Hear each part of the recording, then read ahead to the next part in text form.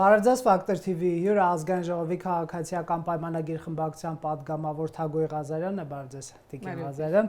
Ապրիլի 25-ին անցկացվեց քաղաքացու օրը տոնակատարություն, որին մասնակցում է նաև ՔՊ վերնախավը Ամիրյան փողոցում, ինչպես Նիկոլ Փաշինյանն էր ասում, խորոված փարթի էր եւ որին հաջորդեց Խաղաղության ձայնը խորագրով համերգը, որը ֆինանսավորել է բուկմեքերական ընկերության սեփականատեր Բադալյանների ընտանիքին պատկանող բանկը եւ կան քննադատություններ, որ խախտվել է կուսակցությունների մասին օրենքը, նվիրատվությունների առավելագույն չափն է գերազանցվել եւ իրավաբանական անձը կատարել է նվիրատվություն, ՔՊ-ի լոզունգի ներքո անցկացվող համերգի կազմակերպմանը, արդյոք սա խնդրահարույց չէ օրինականության տեսանկյունից։ Խնդրահարույց է, թե չեմ կարող ասել, որովհետև իրավապահ ֆունկցիա չունեմ, բայց երբ որ ասում եք, որ տեղի է ունեցել օրենքով սահմանված օրվա միջոցառում եւ դրան մասնակցել է իշխանական վերնախավը, նույն հաջողությամբ կարող եք ասել, որ ապրիլի 24-ն էլ իշխանական վերնախավը գնացել էր Ծիծեռնակաբերդ եւ մասնակցել էր էլի օրենքով սահմանված հիշատակի օրվան։ Քաղաքացու օրը սահմանված է Հայաստանի Հանրապետության տոների եւ հիշատակի մասին օրենսդրությամբ, օրենքով սահմանված օր է։ Ասում եմ, արդյոք ֆինանսավորումը ապօրինի չէր։ Օրվա կազմակերպումը ֆինանսավորումը, ինչպես մնացած տոների եւ այլնի հետ կապված կառավարության աշխատակազմի տիրույթում է, եթե ապօրինի ինչ-որ նոտաներ են նկատվում կամ ինչ-որ բան կա, խնդրահարույց բաներ են նկատվում, իհարկե դա այս բարակայում իստում է ավելի շատ իրավապահների, դիտորդների այս օրերին ուժեղ Հայաստանի ներկայացուցիչներ իրավապահների կողմից հետապնդվում են բարեգործության արգելքի խախտման մեղադրանքներով, սա էլ բարեգործության արգելքի խախտում չի, արդյոք կուսակցության գաղափարախոսությունը խորհրդանշող Խաղաղության ձայնը խորագրի ներքո անցկացվող համերգի հովանավորում։ Եկեք արձանագրենք, որ այս կուսակցության գաղափարախոսությունը խորհրդանշող եւ այլն այս բառերը որոշակիորեն տարբերվում են այդ թվում իշխող եւ ընդդիմադիր կուսակցությունների դեպքում, հա, մենք նույնիսկ մեր նախորդ տարիների ամանորյա միջոցառումները, չգիտեմ, ֆեստիվալներ, փառատոներ կամ միջոցառումներ, որոնք կազմակերպել են եւ որոնց ընթացքում կառավարությունը օգտագործել է սիմվոլիկա, բառեր, նշանաբառեր, որոնք նման են, այսինքն առնչակից են կուսակցության հետ, տեղի են ունեցել եւ այստեղ ես մեկնաբանություն եմ տալիս, իմ տպավորությամբ չեմ կարող համեմատել մնացած բաների հետ, որովհետեւ ի վերջո այս կուսակցության առաջարկը աջակցություն գտած գաղափար է, ծրագիր է, իրանք այդ բանի բերումով իշխանություն է եւ նորմալ է, որ ինչ որ իշխանության եկած ուժերը որոշակի միջոցառումներ իրանք գաղափարների համահունչ են կազմակերպում։ Հիմա վերադառնանք ընտրական փուլին եւ բարեգործության արգելք, ընտրակաշարք եւ այլն այս բառերին քողարկված քարոզչությունը քողարկված չէ, ամեն ինչա քարոզչություն եւ բոլորս ինչ անում ենք, քարոզչական ենք, քարոզչության տրամաբանության մեջ ենք, ընդ որում վերջին երկար արդեն ոնց որ 5 տարիներին առնվազն կարելի է այդ մասին ասել։ Ինչ վերաբերում է բարեգործության արգելքին եւ դա որպես ընտրակաշարք դիտարկելն է, երբ որ ընտրակաշարք կարող է դիտարկվել այն դեպքերը, երբ որ կա պայմանավորվածություն, շատ կոպիտ ասած, եւ բարեգործության արգելքն էլ այդ իմաստով, հա, այդ իմաստով կարող է աշխատել։ Ես չեմ կարող մտնել նաեւ տաշիր գրուպի քրեական գործերի մեջ, որովհետեւ մանրամասներին չեմ տիրապետում օրինակ այդ տելևիզոր կամ շալվար, օքեյ, ուժեղ Հայաստանի այդ շալվար տալու դեպքում ինքը ոնց է քաղաքական պրոդուկտ դառնում կամ տելևիզոր տալու դեպքում ինքը ոնց է քաղաքական պրոդուկտ դառնում, բայց երբ որ դու հանրային միջոցառում ես անում, երբ որ դու թոշակներն ես բարձրացնում, երբ որ դու առողջապահական ապահովագրություն ես ներդնում, երբ որ դու 300 դպրոց 500 մանկապարտեզ ես կառուցում, երբ որ դու անում ես ինչ-որ հանրային բան եւ դրանից օգտվում են շատ մարդիկ, որոնց հետ դու պայմանավորվածություն չունես, որ իրանք այս սրանից օգտվելու դիմաց պետքա գան քվեարկեն, դա ընտրակաշարքի կարծիքշարքի բարեգործության արգելքի տրամաբանության մեջ չի կարող տեղավորվել, իսկ թե ինչ ոնց որ հավելյալ ավելի մասնագիտական գնահատական տալու համար ակնհայտորեն իրավակիրառ դիտորդական առաքելությունները կարող են դրա հետ աշխատել, բայց իմ գնահատականն է դա, որ մենք չենք կարող արգելել օրինակ իշխանության զբաղվել քաղաքականությամբ, որովհետև նրա արած օրինակ բյուջետային ծախսերը բոլորն էլ կարող են, հա, այդ 5 տարվա ընթացքում դիտարկվել որպես փոսալցումը, եթե այս ծայրահեղական տրամաբանությամբ գնա։ Հիմա պարգևավճարները կամ համատարած ասֆալտ անել են։ Հետևաբար այդ խոսույթի եւ վերնագրի մակարդակին պետք է ուշադիր նայել իրավական կարգավորումներին, ոչ թե բանին, հա, թե չէ պարտադիր փոխադարձ մանավանդ ոչ այդ այն կողմից մանավանդ են չողաբա մեղադրանքների ֆոնին ես շնչում եմ եւ դա արդեն օրենքի խախտում է ոնց որ ես հաճախ տեսել եմ լսում տես բաները հասկանալի է ձեր մեկնաբանությունը արդյոք խորոված փարթին որ մենք տեսանք դա հարիր է քաղաքացիական ինքնագիտակցությանը փառաբանող տոնին չգիտեմ մի տեսակ չի բերում Party պետք է լիներ։ Դասական երաժշտություն օրինակ։ Չէ, ես չեմ կարծում, բանի գեղագիտական ճաշակի հարցը։ Ինքնագիտակցության բարձր կոչումը, չգիտեմ, ինչ-որ ծխերի, հոտերի եւ այլնի հետ։ Չէ, եթե կարճ արձագանք եմ, չէ, ես ընդհանրապես այդտեղ խնդիր չեմ տեսնում։ Կան բանա, ինչ պետք է անենք, ինչ որ մեծ ոչ հոգեհարազատ բաներ, թե ինչ որ օտար բաներ, որ պաթետիկ դասական երաժշտություն միգուցե ձեզ ոչ հոգեհարազատ է եւ ավելի մեծ նկատի ունեմ մեծ հայ ժողովրդին է միգուցե ավելի հոգեհարազատ։ Կներեք էլի բայց շատ տափակ արձագանք է։ Ասենք հիմա ես դրան ինչ պետք է լավ հասկացա, ռաբիզ երաժշտությունը այդպես առաջ է մղվում։ Ռաբիզ երաժշտություններ ընչում, հա, հրապարակում։ Չէ, դա չեն։ Ընդհանրապես ասենք ԿՊ Վերնախավը երբ որ ապարում է։ ԿՊ Վերնախավը ինչ տա, եւ հայ ժողովուրդը ընդհանրապես ինչ տա ուզում ապարում է, ինչ։ Սա ճաշակի թելադրություն չի ժողովրդին, որ տեսեք։ Սոց հարցում անենք թե ինչի տակ ապարենք, թե բան անենք, քվեար հանրաքվեի դնենք։ Ռաբիզ ճաշակ ենք թելադրում հանրությանը։ Ինչ թվում է, դե վարչապետի playlist-ը, որը համաշխարհային համբավ ունի, ամենևին դրա մասին չի խոսում, համաշխարհային բաները, վերլուծաբանները խոսում են եւ հեչ այն դիրքորոշումը չեն հայտնում, վարչապետ playlist-ը հայտնի է էլի աշխարհում։ Հեչ են բաներ չեն, այն եզրակացության չեն գալիս ոչ բարձրաճաշակ երաժշտություն էլ կա նրա։ Դե դա այդ ձեր եզրակացությունն է խորհուրդ եմ տալիս հետազոտողներին, որոնք այդ գործով զբաղված են, որ միջազգային իրանց լսել, որովհետև դա ընդհանրապես մեկնաբանություն է։ Իսկ ինչու է Սամվել Կարապետյանի ուժի ներկայացուցիչներ մեղադրվում ընտրակաշառքի կամ բարեգործության արգելքի խախտման մեջ, իսկ ԿՊ-ի մեթոդները ոնց հասկանում ենք ըստ իրավապահների չեն հատում օրինականության գիծը։ Ինչու է ընդդիմության մեթոդները հատում, ձերը չի հատում, օրինակ այս նշեցի արդեն ինչը։ Ենթադրում եմ, որ ուժեղ Հայաստանի թիմակիցները, աջակիցները մեղադրում են ընտրակաշառքի մեջ, որովհետև ընտրակաշառք բաժանելով են զբաղված։ Այդքանը Ոնց է հեռուստացույց խոստանալը կամ նվիրելը բարեգործության արգելքի խախտում է մեծ համերգ ֆինանսավորելը ոչ։ Ես մի ժամ է ասում թիրախային մարդու ձայնը գնելը եւ հանրային միջոցառում անելը տարբեր բաներ են։ Չի կարելի ցանկացած ոնց որ տրամաբանության հետ տրամաբանական խոտան կա տեղ որ դու ասում ես եթե դու այսօր բան եք չգիտեմ առողջության ապահովագրություն եք ներդրել, ուրեմն դա ընտրակաշառք։ Դա ոնց կար ընտրակաշառքն է, եթե ես բոլոր այդ քաղաքացիների հետ ովքեր օգտվում են բանից, պայմանավորվածություն չունեմ, քիչ կմնա, բանը, իշխող կուսակցության կարգել եք քաղաքականությամբ եւ ընդհանրապես երկրի կառավարմամբ զբաղվել։ Ինչու են ընդդիմադիրները քրեական հետապնդումների ենթարկվում ենթադրում են, որովհետեւ քրեական հանցագործություն են արել։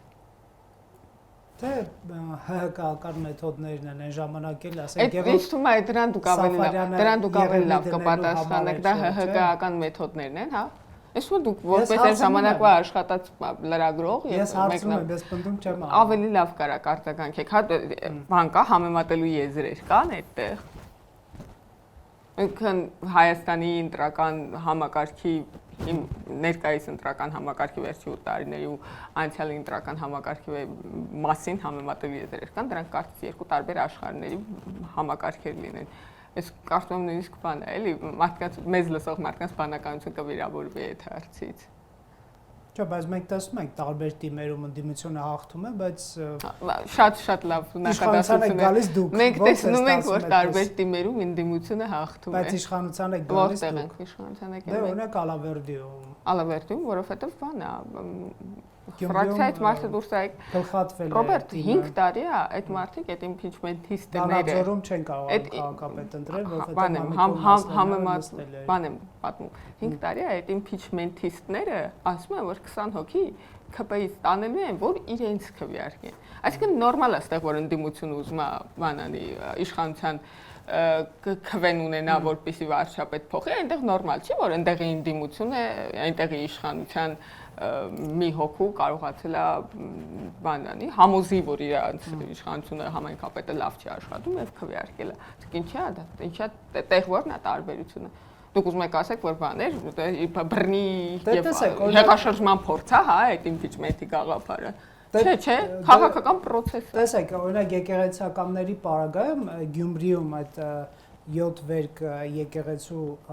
քահանան ասում են, որ ԱԱԾ-ից են իրեն մոտեցել եւ հորդորել, որ կաթողիկոսի անունը չհնչեցնեն, նշանակում է։ Հետո ինչ է եղել։ Ես չգիտեմ ճիշտ է ասում թե չէ։ Ես չգիտեմ ճիշտ է ասում թե չէ, բայց ուզում եմ շարունակությունը իմանամ այդ պատմության։ Ձեր ձեռքում կա ուժ կենտրոնացած իշխանական եւ մենք չունենք այսպես երաշխիքներ, որ նման պարագայում, երբ որ ընդդիմադիրը դառնում է իշխանական,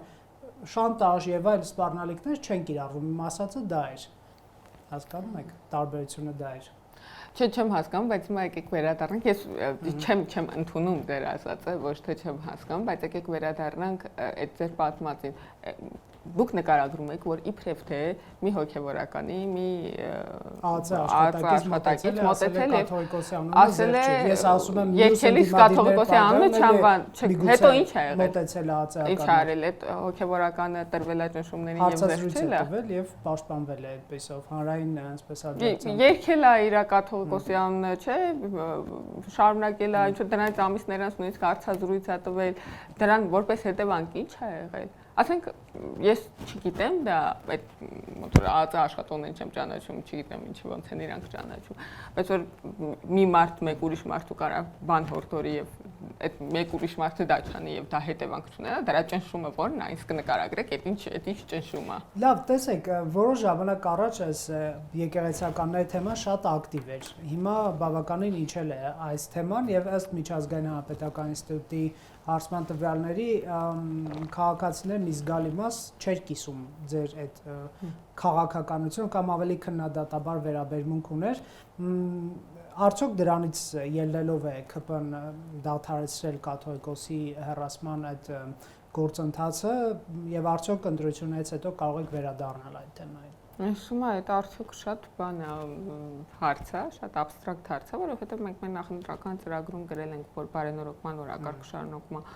քաղաքացիական պայմանագիր կուսակցության առաջնահերթություններից մնալ եւ դրա համար ԿՊ ենք խնդրել Հայաստանի քաղաքացիներից եւ հույս ունենք, որ Հայաստանի քաղաքացիները մեզ կաջակցեն այդ օրակարգի հարցում, որովհետեւ թե եկեղեցին Հայաստանի ծառայական Սուրբ եկեղեցին Հայաստան պետության դեմ գործ կայացնելը եւ թե հոգեվոր ծառայությունը քաղաքականության մեջ ներքաշելը համարում ենք Հայաստանի դեմ գործողություն եւ ընդհանրապես հակասահմանադրական վարք եւ մենք կարծում ենք, որ Հայաստանի ինստիտուտների կայացման համար եւ Հայաստան պետության կայացման համար չափազանց կարեւոր է, որ այդ ինստիտուտը բարենորոգվի եւ վերադառնա իր հոգեվոր առաքելությանը եւ մենք դա չենք էլ բանանում, էլի ձևացնում թե ԿՊ-ն հավակնում է 2/3 վերցնել ընտրություններում սահմանադրական մեծամասնություն կազմել Աքիլեսյան գարշապարը իշխանության կարող է լինել այս ներքին խնդիրը, երբ որ կալանավորվում են եկեղեցականներ, ընդդիմադիրներ, մարդիկ դա անցալեն որպես հակաժողովրդավարական գործընթացներ։ Ես նույնիսկ տեսեք, չեմ էլ խորանում նրանց մեղադրանքների մեջ, որովհետև ընդդիմադիր քարոզչությունը այն մասին է, որ բոլոր գործերը անհիմն են, իշխանական քարոզչությունը այն մասն է, որ բոլոր գործերը հիմնավոր են, եւ դատարանը ի վերջո պետք է այդ բոլոր հարցերի պատասխանը տա, բայց հանրային գիտակցության մեջ մի նստված կարող է լինել, որ սա իրապես իշխանության քաղաքական հետապնդումն է ընդդիմության նկատմամբ։ Այ միգուցե անսպասելի տեղից ԿՊ-ն հարված ստանա ընտրություններում 2/3 չստանալով, այս հակաժողովրդավարական ընկալվի ձեր գործելավոճը, ինչ եք մտածում։ Այս հարցը վերաբերյալ ոնց չունեմ էլի փաստարկ վիճակագրական տվյալ որ ասեմ, բայց ունեմ զգացողություն, որ մենք մեծ ընկալում եւ աջակցություն մեր օրակարգերի հարցում, այդ թվում ներքին օրակարգերի, որովհետեւ համենայն դեպս ավելի ժողովրդավար Հայաստան, քան մեր կառավարման տարիներին է անկախ Հայաստանի եւ նաեւ ոչ անկախ Հայաստանի պատմության մեջ Հայաստան քաղաքացիները չեն հիշում։ Ես գիտեմ, որ մենք բան չենք ասել դեռևս Դանիայի ժողովրդը, սկանդինավյան երկրների ժողովրդավարության չենք ասել, բայց կան ցուցանիշներ, որտեղ մենք աշխարհի առաջին տասնյակում ենք օրինակ ինտերնետ ազատության ցուցանիշով, որտեղ հնգյակում ենք, եթե չեմ սխալվում, մեր երկիրը հիմա գտնվում ընթացիկ վիճակում։ Այս տարի եթե նկատել եք նաև ներդրումային միջավայրի ազատությունն է մեր բարելավել, շուկայական ազատության, ամեն տարի ինչպես միշտ բարելավում է, այս տնտեսական ազատություններն են բարելավել եւ ես ինչպես հիմա դե Freedom House-ի զեկույցը դեռ չկա, բայց ժողովրդավարական ազատությունները առնվազն վերջին տարիներին ստատիկ մոտավորապես նույն մակարդակի վրա եւ լճացում կա կոռուպցիայի ընկալման համաթվի կապակցությամբ եւ դա թերևս օբյեկտիվ է, որովհետեւ որոշակի այս ինստիտուտների աշխատանքի արդյունքում արդեն պիտի լինի, հա, այն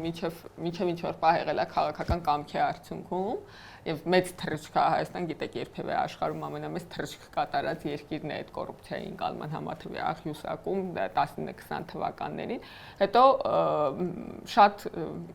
միանման արդյունքներ են ունեցել տարիների վեր, մի քիչ ավելի, մի քիչ պակաս 1-2-3 միավոր էս կողմ են կողմ, բայց հիմա այդ քանի որ այդ մեծ թռիչքը քաղաքական կամքով հնարավոր էր հասնել, մենք հասել ենք մեր առաստաղին քաղաքական կամքի շատ կոպիտ որ ասեմ, մենք հիմա պետք է ինստիտուտները արդեն կարողանան ամբողջությամբ սպասարկել այդ օրակարգը եւ ես կարծում եմ, որ գնալով գոնե վերջին 2 տարիներին գնալով ավելի լավն են դառնում ինստիտուտները նախորդ տարիներին շատ ավելի բաներ բարդ էր ինստիտուտների կայացումը երևի նաեւ կոնֆլիկտով պայմանավորված, որովհետեւ բոլորի ուշադրություն սահմաններին էր խնդիրներին էր, անվտանգային խնդիրներին էր, տարածաշրջանային խնդիրներին էր, վերջին 2 տարիներին ավելի կարողանում են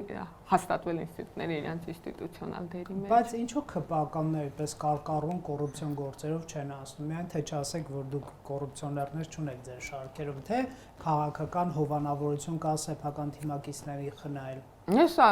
համաձայն չեմ ձեր ձևակերպման հետ, որ կարկառում ԿՊԱ կա, ասենք, չգիտեմ, կան մեր կառավարության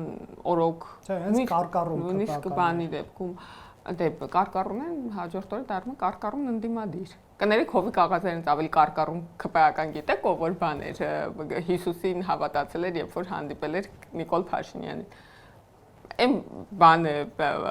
ֆանատիկական գրեթե վերաբերմունքը, որ ինքը ունի, երևի շատ քիչ մարդկանց բան ունի, ԿՊԱ-կան գաղափարախոսության ընդհանուր առմամբ նկատմամբ ու ասենք մի օրում դարձավ բան, ընդդիմադիր չառաջադրվեց, բայց հովի կաղազերը ուղղակի օրինակ է, էլի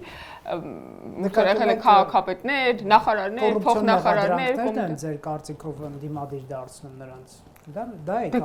որոշ մարդկանց դեպքում հաստատ որոշ մարդիկ ուղղակի գնացել դատարաններով անցել են եւ իրենց պատիժը կրել գնացել են տուն կամ կրում են դեռևս եւ չեն գնացել տուն, բայց ես չեմ պատկերացնում էլի նախարարից բարձր պաշտոնյա ոնց կարա լինի, որին օրինակ Վահան Քերոբյանը դեռևս վիճարկում է այդ գործը, բայց նախարար է եղել չէ այդ մարդը, ընդ որում ԿՊԱ անդամ, քաղաքացիական պայմանագիր կուսակցության անդամ է, ես չգիտեմ ուր հասնենք էլի արդար չի այդ բանը, այդ ձեր հարցի առաջին հատվածը եւ նաեւ ուզում եմ ասել, մեկ-մեկ այս հարցի վերաբերյալ շատ տարընթերցումներ են լինում, օրինակ կոռուպցիայի ընկալման համաթվի վերաբերյալ, որ ասում են ընկալումը եւ կոռուպցիան տարբեր բաներ են, չէ՞, եւ այս ձեր տաղավարում էլ այս նախադասությունը շատ հնչում է, իհարկե տարբեր բաներ են, որովհետեւ կոռուպցիան լատենտային հանցագործություն նաեւ անհնար է իմանալ իրական մասշտաբները որևէ երկրում, որևէ ժամանակում, միշտ այնց բացահայտվածները գիտենք, բայց օրինակ կոռուպցիայի ընկալման համաթիվը այնց կրիտերիաներով, չափանիշներով է ձևավորվում, որ հնարավոր է շատ բացահայտումները, որոնք կարող են հանրային ընկալման վրա թողնել ավելի շատ կոռուպցիայի տպավորություն, բայց շատ բացահայտումները ավելի կբարելավեն ցուցանիշները, որովհետև շատ բացահայտել նշանակում է, որ ինստիտուտները լավ են աշխատում եւ վերջապես ինստիտուտներն են այդ հարցում գնահատում, սա շատ մանիպուլյացիոն բաներ կան էլի այս համատեքստում։ Ինստիտուտները լավ են աշխատում։ Տեսեք, կան դեպքեր եւ դեմքեր, որոնք քանի դեռ կոպիտ բառ եմ ասում, հանրային այսպես պահանջատիրության տեսանկյունից ունեցած չէ։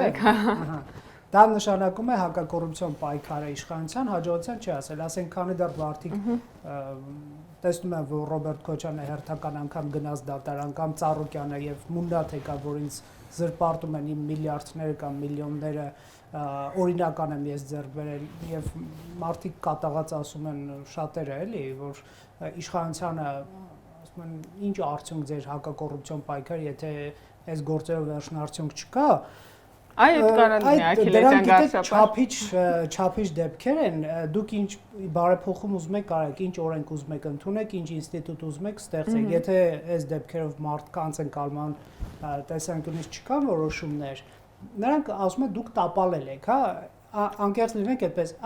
այս գործերով ինչու մենք վերջնարդյունքներ չենք տեսնում։ Ես համաձայն եմ ձեր դիտարկման հետ, ընդ որում սա ոչ միայն ներհանրային խնդիր է, ոչ միայն մեր Աքիլեսյան գարշապարն է, հա, որովհետև մեզ ամենաշատը երևի ինձ ամենաշատը հարցում են ինչի է Քոչարյանը ընդհանրապես մասնակցում ընտրություններին եւ ոչ թե հուշեր գրում իր բանտախցից։ Երևի թե ձեզ բացատրելու կարիք չկա, որ ես Քոչարյանի բռնողը չեմ, տեխնիկապես ֆունկցիոնալ առումով ես չեմ այդ գործը անելու, եւ որ այո մինչեւ հիմա այս պահը եթե մենք չունենք արդյունքներ ինստիտուտների որոշակի ինստիտուցիոնալ խնդիրների արդյունք է, դա նաեւ մեր միջազգային մեր պետությունը գնահատելիս մեր միջազգային վարկանիշի վրա ազդում, հաճախ այդ մասին չեն անդրադառնում, բայց օրինակ անցած կամ նախանցած տարի էր, որ երբ որ Freedom House-ը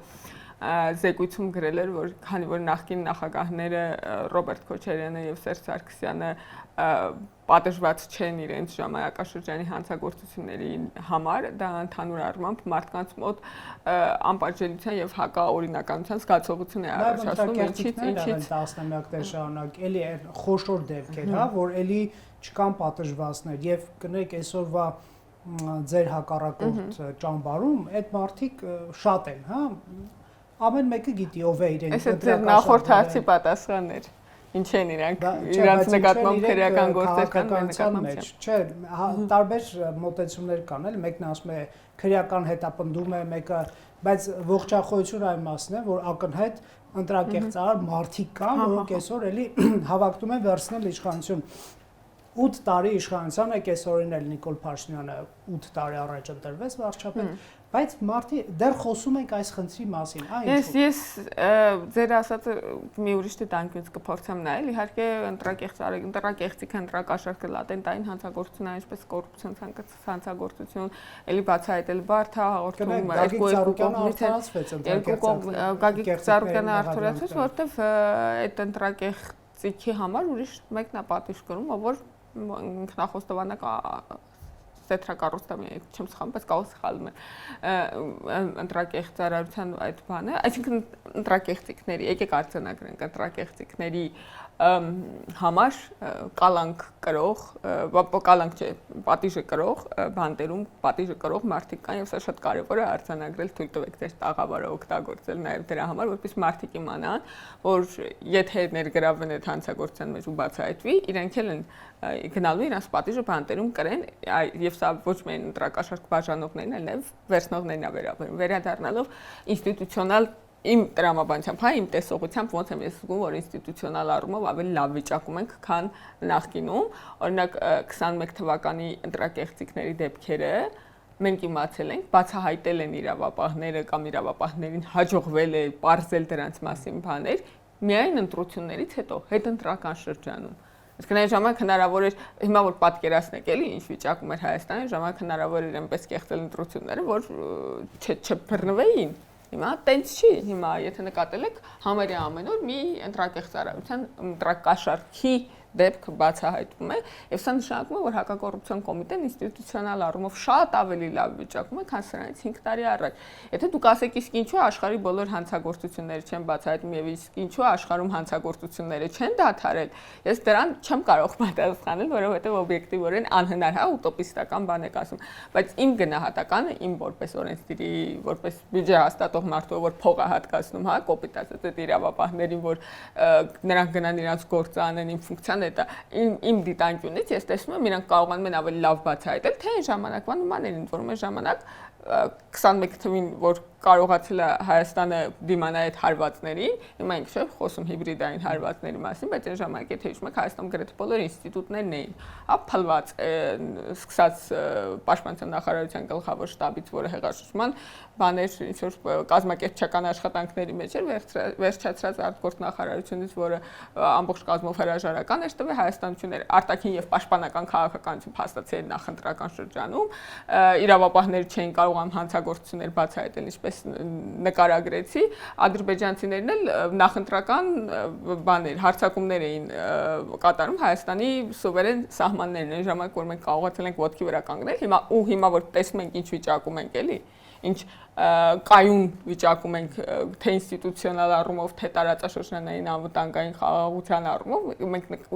իմ համար այդ աներևակայելի է, որ այդքան կարճ ժամանակ է անցել, որովհետև այդքան մեծ արդյունքների, այդքան կարճ ժամանակում անհնար է հասնել։ Իհարկե մենք իդեալական չենք։ Հիմա որ դուք կարաք ինձ լիքը խնդիրներ ասեք, որ ինչու այս բանը իդեալական չէ, ինչու այստեղ այս բանը իրադարձություն տեղի ունեցավ, որը դեռևս շարունակում է խնդիր մնալ, բայց ինձ համար իմ դիտանկյունն է, որ ես վեկտորը տեսնեմ, մենք դեպի լավ, դեպի ուր ենք շարժվում, որովհետև հիմա ակնհայտորեն մենք ավելի լավ վիճակում ենք, քան այն ժամանակ։ Տեսեք, բայց հակառակորդը այն երկիրը, որը Հայաստանի ներքին քաղաքականության փորձում է միջամտել, Ռուսաստանը մասնավորապես մենք անհամաչափ ուժի դեմ ենք պայքարում, այսինքն նրանք շատ մեծ ռեսուրսներ ունեն, Պուտինը բացահայտեց, որ ռուսամետ ուժեր կան Հայաստանում, որոնք մասնակցում են ընտրություններին, այնպես չի, որ ինքը պետք է ասել մարդիկ իմանային, ուղղակի ինքը եւս մեկ անգամ հաստատեց ԿՊԱ-կանների գործը արեց, էլի, ձեզ բավականին մեծ նվեր էր, չէ, աջակցեց, որովհետև դուք 6000 հարցազրույց պետք է տայեք, որ հանրության ինչ որ մի մաս մտածեր, որ ռուսամետ, չգիտեմ, ուժեր կան ընտրություններ մասնակցող, Պուտինը դա արեց 4 րոպեում ընդամենը, ձեր գործը հեշտացրեց, բայց սա այսպես արտաքին սպառնալիքների ծանրությունը չի նվազեցնում, հա, հայաստանյան իրավապահները այդ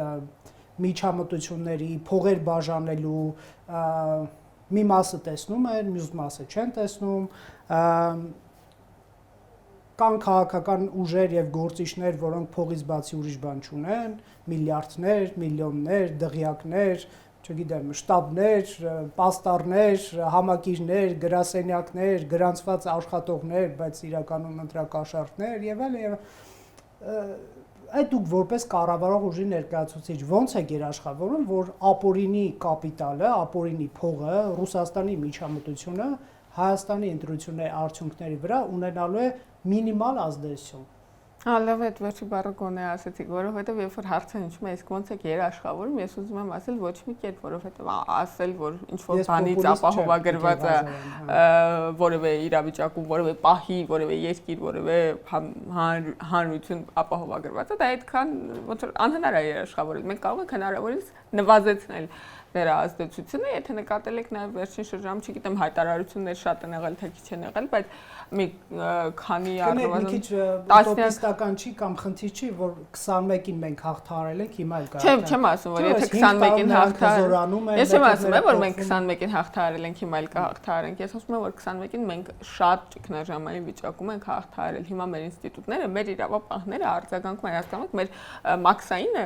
արդեն քանի դեպք տասնյակ միլիոն նավոր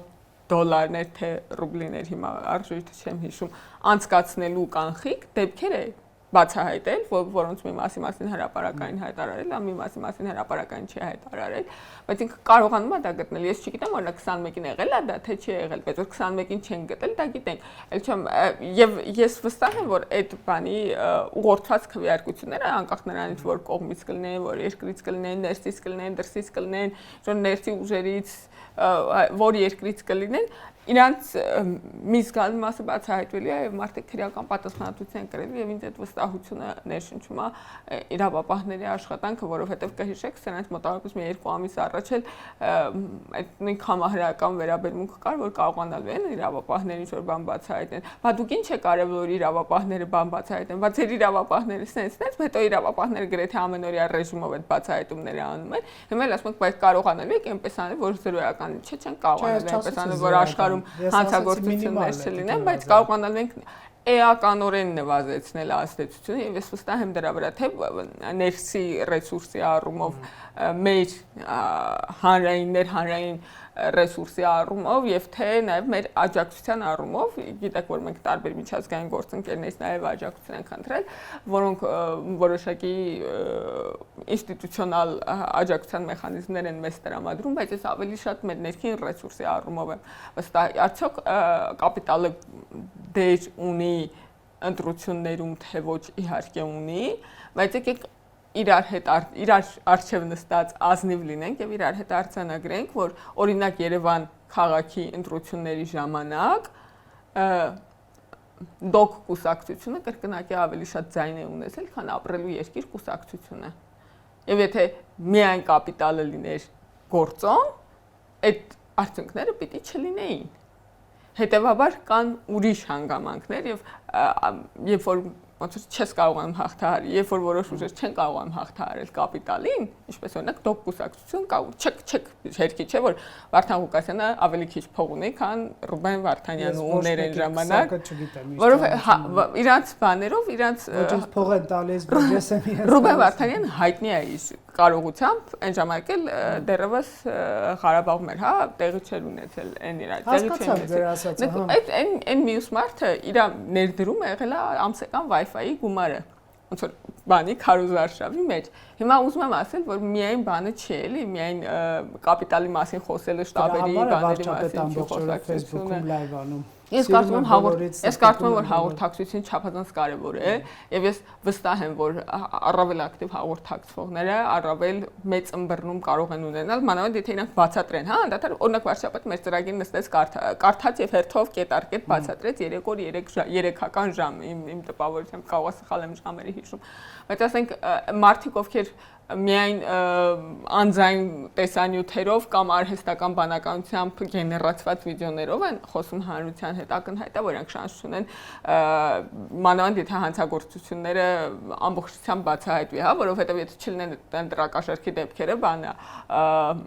տնեցիկ կարող է իրանց չքվեարկեն, որովհետև տնեցիքի հետ էլ կարող է այով են խոսում, հասկանում եք, պետք է քաղաքական գործիչները համար է որ հաղորդակցվի քաղաքացիների հետ։ Դե օրինակ դեռ քանի օր կա, մի 40 օր կա, մի քիչ շատ քիչ, հնարավոր է մենք Ռոբերտ Քոչարյանին, Սամվել Կարապետյանին տեսնենք ժողովրդի մեջ, հա, չէ, Սամվել Կարապետյանին չեն կարող։ Սամվել Կարապետյան կարող է ասուլիսի տեսնել, ինքը հրավիրի, այդ հնարավորությունը ունի, էլի, ասուլիս տալու չնայած։ Բայց օրինակ մի քիչ զարմանալի է, որ ընդդիմադիր այդ թևի գործիչները, չնայած Ծառուկյանը մեկ-մեկ տեսնում ենք այդպես հանրային միջոցառումների ժամանակ չեն անում են ինչ որ անում է Փաշինյանը, գյուղել գյուղ, դռնել դուռ, չգիտեմ, մանկապարտեզ առ մանկապարտեզ, պերաշկյանոց առ պերաշկյանոց, չգիտեմ, բանջարեղենի խանութ առ բանջարեղենի խանութ, չափաբար չափ։ Հա, այնպես չի որ ավտոբուսի կամ, չգիտեմ, այդ ինտերնետի գումար չկա, էլի, ինձ թվում է Փաշինյանը լինելով իշխանության դեռ ընդդիմադիր գործիչներին հատուկ գործիքակազմը ընդդիմադիր եւ իշխանական լինելը չի քաղաքական ոճի մասին է խոսքը քաղաքական ոճի մասին է խոսքը որում այդ իշխանականներն ավելի գրասենյակային տիպի գործիչներ են լինում սովորաբար մեզ մոտ այդպես է եղել հիմա ավանդաբար Հայաստանում այդպես է եղել բայց չի կարելի պնդել թե ճիշտը դա է հա քաղաքական գործիչի ոճ կա ինչպես հաղորդակցվել ինչպես շփվել մարդկանց հետ եւ վարչապետը այս ամբողջ 5 տարին է։ Դուք հիշում եք որևէ շաբաթ, անցնող շաբաթ 5 տարիների մեջ, որ վարչապետը գոնե մի 5-6 գյուղ գնացած չլինի այդ ընթացքում։ Ինքը ամեն շաբաթվա մեջ մի քանի օր տրամադրել է գյուղեր գնալու եւ մարդկանց հետ շփվել։ Դա իր ոճն է քաղաքական Ես դեպի զարմանում եմ, որ ինչ-որ գյուղի ինչ-որ փողոց հիշում եմ, որ հա այս փողոցում ինչ-որ բան է խոստացել, արեցինք թե չարեցինք կամ ինչ-որ մարդ մոտենում է եղբայր դու ես եւ այլն Դե հիմա այդ շատ կարևոր է նաև բանի առումով, մնացած քաղաքական դերակատարների առումով, ովքեր բան են անում, հա տաղավար գնում են բողոքում են այս դաժան կյանքից կամ վերջում ասում են ինչ է այսպես եղավ, գրասենյակից գրասենյակ են գնում, համակի համախոհներն համակիրներն հավաքում։ Իրական ընդդիմություն չնեղանա, բայց Փաշինյանից լիքը սովորելու բան ունեն, նա կարողանում է օրակարգ թելադրել, իրենք չեն կարողանում ցավոք սրտի։ Ես կուզենայի դուք ապրեիք ընդդիմության օրակարգով, այսինքն դուք գայիք այս տաղավար եւ ես ձեր հարցեր տայի, որ ընդդիմությունը պահանջում է սա եւ հենց հիմա ազգային ժողովը շրջափակված է դուք որպես իշխանական падգամավոր Դա որ ձեր ուզած չի լինում էլի։ Ես որպես իշխանական ներկայացուցիչ գոհ եմ։ Ավարտելով Ռուսաստանի ազդեցությունը ինչով եք դուք բացատրում, ինչ խնդիր ունեն ձեզ հետ։ Ոչ մի խնդիր չունեն, իսկ դու այդ բանը հորինված միֆական պատմություններ են, հա, որ իբրև թե մենք ռուսները Ռուսաստանի հետ խնդիր ունենք։ Ես հիշում եմ ապրիլի 1-ի հանդիպման ժամանակ, երբ որ Ռուսաստանի նախագահը բացման խոսքում առաջին ինքը խոսեց, չէ, բացման խոսքում երևի առաջին նախադասություն մոտավորապես հետևյալներում են, գիտենք, որ ձեր մոտ ընտրական process-ներ են, անկախ արդյունքներից մենք Հայաստանի հետ շարունակել ենք նույն տիպի կառուցողական աշխատանքը։ Հետո սկսեց նաև լիրիկան, որի մասը, որը հետո շատ բաներ է, շրջանառվեց, մեկնաբանվեց, շահարկվեց, բայց ինձ համար ակնհայտ է, որ Ռուսաստանն Հայաստանին հետ շարունակել է աշխատել կառուցողական։ Խնդիր չունի, ինչու է աջակցում պրոռուսական ուժերին Պուտինը, չէ՞ որ եթե ձեզ խնդիր չունի, ես կարծում եմ, որ միշտ ոնց որ ես համաձայն եմ, որ կարող են ավելի լավ տեխնացուներ լինել բոլոր երկրների համար, բոլորի սրտի ավելի լավ տեխնացու քան Նիկոլ Փաշինյանը, ասենք, տարբեր բևեռներից, տարբեր ուժային կենտրոններից վստահ եմ, որ բոլորը կունենան ավելի երազելի տեխնացուներ, բայց դա չի նշանակում, որ իրանք չեն աշխատելու այն քաղաքական ուժի հետ, որին ընտրելու է Հայաստան ժողովուրդը։ Հա, իհարկե, Ռուսաստանի Դաշնության նախագահը տրամաբանորեն կուզեր, որ Հայաստանի ժողովուրդը ընտրեր ամենապրոռուսական տեխնացուին, որպեսզի ինքը համոզվեր, որ Հայաստանի ժողովուրդը շարունակում է Ռուսաստանի ուղեծրում եւ օրակարգում մնալ, բայց դա չի նշանակում, որ եթե Հայաստանի ժողովուրդը ուրիշ ընտրություն կատարի, չի աշխատելու։ Տենց ազդակ որևէ տեղից չի հնչել, հասկանում եք, բանա հորինված կա այդ միֆերը, չգիտեմ, նորմալ այդ մարդը ասեց իր սովորական իր պատմությունը։ Հիմա Հայաստանի ու Ռուսաստանի հարաբերությունները շատ յուրահատուկ են եւ նաեւ մեր նախընտրական ծրագրում են գրել ենք, որ վերարժևորման առողջացման փուլում են գտնվում, որովհետեւ մենք իհարկե շատ կառուցողական ենք տրամադրված Ռոբերտ, եւ ես չեմ ուզում հա բան լինի, տպավորություն լինի, թե մենք բան ենք, հեսա Ռուսաստանը գնալու ենք, հարձակվենք Ռուսաստանի վրա, ես ընդհանրապես կարծում եմ ես ինքս որ միշտ խրախուսել եմ Թուրքիայի հետ երկխոսությունը, Ադրբեջանի հետ երկխոսությունը, հարցերը խոսելու միջոցով կարգավորել եւ այլն, ես խենթ չեմ, հա, որ ասեմ, իսկ այ Ռուսաստանի հետ չենք երկխոսում եւ հարցերը այդպես չեն կարգավորում։ Մենք շարունակում ենք մեր երկխոսություն Ռուսաստանի հետ բոլոր մակարդակներում եւ մեր հարցերը փորձում ենք Ռուսաստանի հետ կարգավորել երկխոսության միջոցով։ Խնդիրը որն է, այն որ նկատում են պրոռուսական ուժերը, այսպես կոչված, եւ այդ երեք քաղաքական ուժերի մասն է խոսքը եւ մեր տարբերությունը էական որն է, մենք Ռուսաստանի հետ քայլում ենք ինչ որ օրակարգի ճանապարհով, գնում ենք հասնում ենք միտեղ, փորձում ենք շահերը համընկեցնել, որտեղ համընկնում է նույն բանը անում ենք։ Օրինակ ԵԱՏՄ-ի զարգացումը պայմանական մեր համատեղ շահն է։ Հասնում ենք այդ ինչ որ տեղ, որտեղ մեր շահերը այլևս չեն համընկնում, ասում ենք ոնց որ այս պահին մենք պետք է ընտրենք մեր շահը։ Այս պրոռուսական ուժեր կոչված այդ երրագլուխ ուժերը ասում են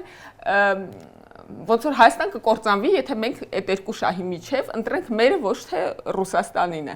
Հիմա օրինակ այդ ղազախական երկաթուղու օրինակը, հա, ինքը առաջարկա, որ հնարավորինս հավասարահեռ, հնարավորինս երկուսից համար էլ հասկանալի լուծում լինի, ոչ թե ասենք հակառուսական, չէ՞, չես անվանի Ղազախստանին հակառուսական լուծում։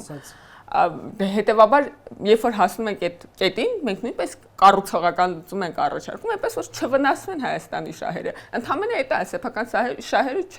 չզոհել որևէ այլ կոնյունկտուրայի, եւ մենք այդ ճանապարհով ենք գնում, այդ է տարբերությունը։ Իսկ այն մնացածները, ովքեր ասում են, ոնց դուք չեք պատրաստ, չեք Հայաստանի շահերը զոհել, տենց ոնց կլինի, տենց ոնց եք ապրելու։ Այդ մյուս ուժերի հետ։ Կարպետյանը ասում էր շանտաժով եք Ռուսաստանի հետ խոսում եւ խաթարել եք հարաբերությունները։ Ռուսաստանի հետ մենք չափազանց կառուցողական ենք Ռուսաստանի հետ երկու։ Ասում եք հապկից դուրս կգանք, եթե գազը թանկացնենք։ Ճիշտ ասած, մենք հապկում անդամակցությունը սառեցրել ենք այն ժամանակ, երբ որ պատմեմ 22 թվականից տեղի եկել։ Հետևաբար այդ գործընթացի կամ պատմեք ոչինչ, պարոն Կարապետյանի պատմեք։ Այդ գործընթացի մեջ ոնց որ մենք չենք նախաձեռնող եղել, հա, բանի նկատի ունեմ 22 թվականի անդամակցության սառեցումը, մեզ ասում են հանգստյան օր է, սխալ ժամի եք զանգել, բանը, SMS-ը տեղ չի հասել, չգիտեմ, Ռուսաստան WhatsApp-ը չի բռնում, երևի աշխատանքը Մաքս հավելված քաշեք։ Շնորհակալություն զրույցի համար։ Factor TV-ում հյուրընկալել ենք Թագուհի Ղազարյանին։